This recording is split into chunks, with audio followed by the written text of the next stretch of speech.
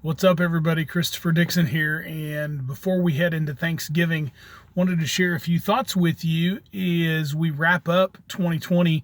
We have been talking with you as leaders in your church, your business, your small to medium-sized organization. We've been talking about things that can help us finish off this year, and you've heard me say, if you've been watching this video series, hopefully set the reset button on 2021, at least at some point in the coming year, because this has been an unusual year to say the least. The topic I want to touch on briefly today, there are two different words, and they are often used in the same sentence and in the same breath, but they don't necessarily mean the same thing. And those two different words for us as leaders, and again, this could be ministry, it could be you're a leader in your business, it could be that it's some sort of nonprofit organization, but burnout and discouragement. Let me mention burnout here first, because I think that this past year, these last several months, all the stuff that we've had going on with the health stuff, it's been a crazy election year. We've had racial tension in the United States, and for that matter in other parts of the world. So 2020 has been a year that I've repeatedly heard leaders say, hey, this is a year that we wish we could put behind us. We can't wait to get this over with. Well, all that to say, burnout, this might be the year that put the final nail in the coffin, as the old saying goes. If you are burned out and have been, whether it's in ministry, you've been running your business, and you've been doing that for a number of years, and it could be 5 years, 10 years, 20 or 30 years, but you have been burned out long before 2020 hit. And this was just the year that the straw that broke the camel's back. That's another saying we hear.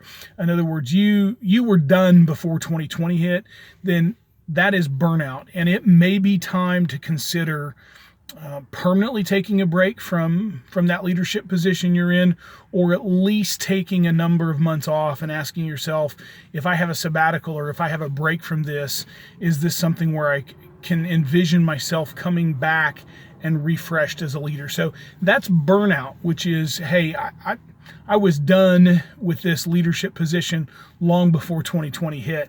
And so we won't get into that in this video, but that burnout is real, and it's something that's not going to be fixed just when things get back to quote unquote normal. Discouragement is a different factor entirely. In that discouragement, this is a year when we've heard leaders say, hey, I am super discouraged. Everything going on feels just super heavy on your chest. And so if that's the case and that's you're not necessarily burned out, you love your church, you have a passion for the business that you're in, you have a passion for the nonprofit or whatever organization it is that you're working with, and your leadership in that capacity, you absolutely love it, but the discouragement is just overwhelming. Please know this, you are not alone. All of 2020, especially once we got a couple months in, has been a year of discouragement and heavy weight on our chest, and we feel this overwhelming sense of dread, and it just doesn't seem to go away.